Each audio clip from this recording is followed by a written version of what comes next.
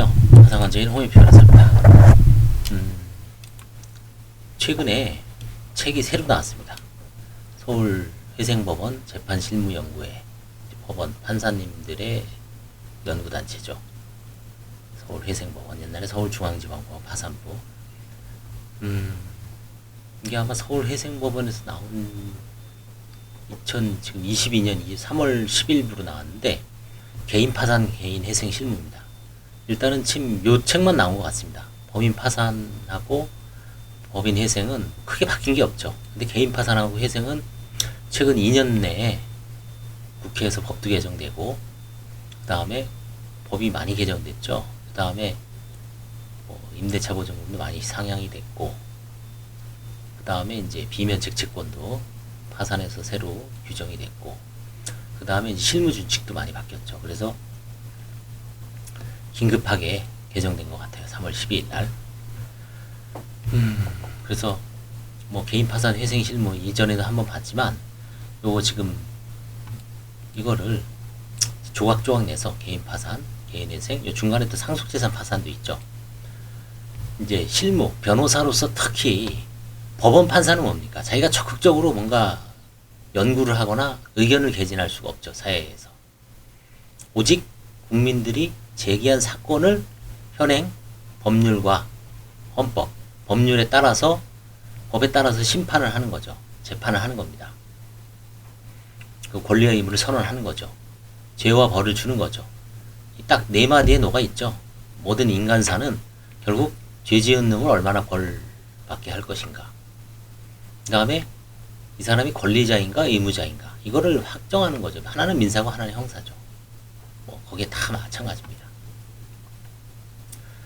근데 이제 개인 파산, 개인 회생에서도 모든 실무가 다 완벽하게 확립된 게 아니라 세상이 변하듯이 조금씩 미묘한 새로운 케이스가 있습니다. 상속재산 파산에서도 다 된 것 같지만, 최근 일선 변호사 커뮤니티라든가 일반 국민들 상대로 법률적 상담을 하다 보면, 야, 이거 생각지도 못, 책을 뒤져봐도 없어요. 결국은 지금 현행 누군가는 결단을 내려야 돼요. 변호사가 문제 제기를 하죠. 실무가들이 국민들의 사건을 선임을 해서 법원에 문제를 제기를 하면, 기존에 판례가 있는 건 판례대로 하고, 그 판례가 불합리하다면 또 바꿔야 되고, 판례가 없으면 새로운 판사가 새로운 판례를 내는 거죠. 개인 파산 회생이 뭐 쉽게, 뭐 그거 다 해결된 거 아니냐, 천만의 말씀이죠. 저도 지금 하나 하고 있는 게 상속재산 파산에서 돌아가신 분이 교통사고로 돌아가셨어요.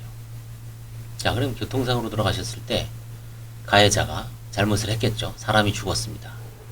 그때 그 사람에 대한 재산상 손해, 그 다음에 비재산, 위자료, 이게 과연 상속재산이냐, 아니면 유족의 일부 또 고유 재산이 있지 않냐, 권리가, 이게 지금 논의가 되죠. 다시 한번 또 상속재산 파산, 이 책이 없으면 넘어갈 수밖에 없지 않나요? 아니죠. 만들어내야죠. 그래서 개인 파산, 개인 회생, 책을 봤더니 조금 몇 장만 봤더니 벌써 뭐 일본 얘기도 얘기 나오죠. 중국 얘기가 또 나옵니다. 중국 얘기 옛날에 했나요? 또 독일 얘기가 자세하게 나옵니다. 뭐 미국 얘기는 옛날부터 자세히 했었고, 그 중국은 지금 어떻게 될 것인가, 개인 파산 분야에서 기업 파산이 있지만, 전체적으로 한번 쭉 읽으면서 뭔가 과거에 기술하지 않았던, 그걸 뭐 구분해낼 수는 없어요. 이걸 비교해서 봐야 되니까. 근데 대충 알 수 있죠. 아, 이거는 옛날에 못 보던 내용인데, 그렇죠? 그다음에 상속재산 파산에서도 이제 판사님들이 뭔가 새로운 제도의 파산 같은 건 여기에 최근에 반영이 됐죠. 2020년 4월 달에 나온 서문에서도 나왔습니다. 그렇더니 이게 상당히 중요한 책입니다. 6판은. 기존의 5판은 과감하게 손절하시고, 이제부터는 6판을 읽어주시기 바랍니다. 회생에서도 얼마나 바뀌었습니까? 그쵸? 지금 아주 잡아 죽이죠. 최근에 발생한 채무, 보이스피싱, 그 다음에 뭐 코인, 그쵸? 비트코인, 주식, 투자 실패, 청산가치 전액 반영해라. 법에 있지는 않은 거죠. 뭔가 어떤 기준이 있을 텐데, 기준 없이 하는 것 같기도 하고, 뭔가 지침이 있어야 되는데, 차라리 아예 공식적으로 부부재산 환가 지침처럼 뭔가 또 대비를 하죠. 아, 이거 좀 늦게 내고, 그쵸? 근데 지금 마구잡이로 지금 뭐 말도 안 되는 그 실무가 입장에서 보면 좀 뭔가 좀 이상한 실무가 행하지 않나. 특히 개인 회생에서. 그 책에 대해서 그것도 한번 제가 회생 실무도 한번 뭐 얼마 전에 저도 강의를 해봤습니다. 강의를 해보니까 제가 알고 있는 거하고 모르는 게 딱 구분이 되면서 그러면서 이제 명확해지고 이 회생 실무가 과연 지금 이대로 좋은가. 그죠? 한번 이 책을 쭉 보면서 뭔가 지금 비판적인 그런 실무 경향이 여기 반영이 돼 있는지 그냥 뭐 눈 감고 넘어가는 건지 왜 그렇게 하는 건지 보겠습니다. 그래서 6판 상당히 중요한 책이에요. 지금 개인 파산하고 회생이 지금 어려운 코로나19 때문에 지금 개인 파산은 지금 뭐 오히려 줄고 있고 개인 회생도 뭐 늘어나는 건 아니에요. 그 원인은 뭐 이제 경제적, 사회적, 재정적 그런 원인이고 법적 문제는 아니죠. 다만 이제 법률 실무가들이 실무를 탄력적으로 운영하지 않았을 때는 또 개인 파산을 가야 될 걸 억지 춘향으로 개인 회생으로 가고 그 다음에 개인 파산 회생으로 쉽게 신속하게 면책돼야 될 채무자들이 법원을 오지 않고 신용 워크아웃이라든가 쓸데없는 신용아웃, 그 개인 워크아웃, 프리 워크아웃.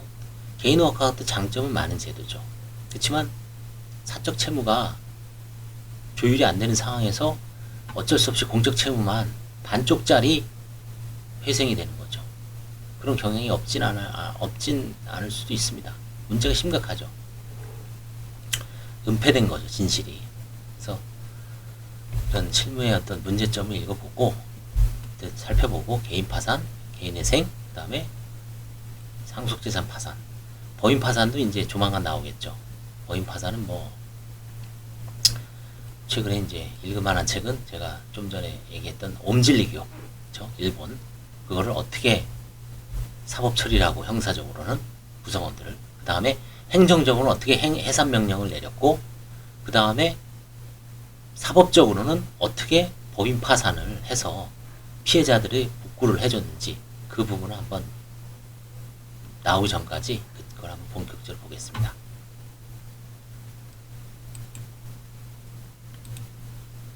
일단 이 책은 10장으로 구성되어 있습니다. 개인 파산 절차 궤가는 개인 파산 절차, 개인 회생 절차, 그 다음에 워크아웃과의 관계, 그 다음에 입법례, 각국의 입법례, 우리나라의 파산의 역사, 전 세계 파산의 역사를 대략적으로 기술을 해놓고 있습니다. 이것도 뭐 나름대로 공부하는 데 있어서는 중요한 점이죠. 제2장은 파산 및 면책 신청 절차, 신청자 입장에서 쭉 기술하고 있습니다. 그 다음에 파산 신청이 들어왔을 때 법원, 판사는 어떻게 심리하는가, 이것도 우리가 주안점을 갖고 있어야 되죠. 왜? 칼자루는 판사가 지고 있어요. 내가 아무리 뭐 파산 급해서 들어갔는데 심리에서 뭘 문제점이 있는지 정확하게 알아야죠. 어떤 걸 보정을 내리고 법원의 심리 입장을 기본적으로 100%는 아니지만 대략적인 흐름을 알 수 있습니다. 심리를 한 다음에는 재판을 해야 되죠. 재판은 결과죠. 심리한 결과입니다. 기각을 하든지 각하를 하든지 인용을 하든지 법원의 재판도 가장 중요하죠. 이 책의 사실 핵심은 법원의 실무, 심리하고 재판을 어떻게 하는지를 우리 실무가들한테 기준을 제시하는 데 상당히 좋은 거죠. 그 다음에 이제 뭐 관제인이라는 걸 법인 관제인을 도입을 해서 개인 파산에서도 전국적으로 시행되고 있습니다. 개인 파산 관제인이 왜 들어왔는지, 개인 파산 관제인이 어떤 역할을 하고 어떻게 법원에 누가 선임하고 어떻게 감독하는지, 사실상 개인 파산은 개인 관제인이 주무르고 있기 때문에 어떻게 보면 이거를 또 더 정확하게 알아야 되죠. 저도 뭐 관제인 업무를 하고 있지만 개인 파산 관제인, 그쵸? 정확하게 알고 있어야 돼요. 관제인이 어떤 부당한 업무는 없는지, 그죠? 관제인 또 편차, 그죠? 조사의 편차가 같은 법원 내에서 틀리고 지방별로 또 천차만별입니다. 그 다음에 이제 과거에는 없었지만 제4판인가, 4판인가요? 5판 때부터 상속재산 파산에 들어갔습니다. 김중희 판사님이 이제 논문을 정리해서 이번에 이제 개정판이죠. 이게 이 두 번째입니다. 그래서 뭔가 또 상속재산 파산에 수많은 문제점이 있죠. 실무를 하다 보니까 이런 문제 저런 문제, 새로운 문제, 판단 못하는 문제, 그 다음에 신청인한테 불리한 문제, 불만을 가진 문제, 뭐 온갖 비판도 많습니다. 어떻게 이게 뭔가 좀 개선점은 없는지, 어떤 식으로 판사님들이 혹시 좀 좋은 의견이 있는지 이걸 한번 또 공부를 해봐야죠. 이 책을 읽어야 됩니다. 일단은 7장 이때부터 이제 면책 절차죠. 개인 파산은 법원은 여기서 딱 끝나죠. 그렇죠? 법원은. 근데 개인은 면책이라는 절차가 있죠. 그래서 개인 파산이 법인 파산보다 개인한테는 더 목숨줄입니다. 면책을 못 받으면 나가리죠. 개인 파산하는 목적이 내가 채권자들한테 돈을 나눠주는 절차가 아니죠. 돈은 있으면 나눠주고 없으면 면책을 받으려고 들어오는 겁니다. 그래서 면책 신청에 대한 법원의 심리는 어떻게 진행되는지, 면책 불허가 사유 얘기했죠. 10가지가 있다. 5가지는 형사처벌, 5가지는 비형사처벌. 거기에 대한 최근에 절차가 어떻게 되어 있는지, 면책 신청에 대한 법원의 심리, 면책 신청에 대한 법원의 재판. 여기에 이제 뭐 제도의 파산 같은 건 나오죠. 그렇죠? 한번 파산 선고를 받고 면책을 어떠한 이유든지 면책을 못 받는 사람이 생깁니다. 불허가를 받든 취하가 되든 또 채권자 목록을 홀락 빼든 각하를 받든 기각이 되든 신청도 못하는 경우도 있죠. 불락, 취기, 신 5가지라고 했죠. 그냥 그 사람들은 그냥 넌 사회에서 나고자야, 나가리야, 끝. 아니죠. 뭔가 또 새로운 돌파구가 없는지 실무가들은 항상 또 연구를 하고 문제 제기를 하죠. 변호사들도 중요하지만 판사님이 또 문제를 해서 유리한 쪽으로 또 구제해주는 사안이 있습니다. 제도의 파산이라고 그러죠. 그거에 대해서 또 바뀐 경향은 어떻게 되는지. 복권. 저희 뭐 복권은 뭐 이제 당연 복권과 결정에 의한 복권이 있죠. 자, 그 다음에 10장. 개인 파산 절차와 집행 절차. 이것도 문제입니다. 개인 파산 절차가 들어왔는데 채권자들이 계속 유체동산에 대해서 압류를 했을 때 어떻게 할 것인가? 기존에 진행되고 있는 소송은 어떻게 될 것인가? 일반 소송, 채권자가 하는 소송이 있고, 아니, 채무자가 하는 소송이 있고, 채무자가 당한 소송이 있고, 그렇죠? 그 다음에 소송만 있는 게 아니라 또 강제집행, 경매, 임의경매, 형식적 경매, 유체동산 경매, 이걸 어떻게 처리할 것인가? 압류 추심은 어떻게 할 것인가?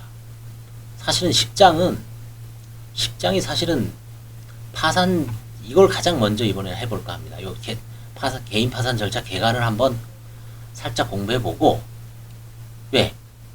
다 끝나고, 근데 실제 지금 일반 시민들, 이게 더 관점이죠. 역으로.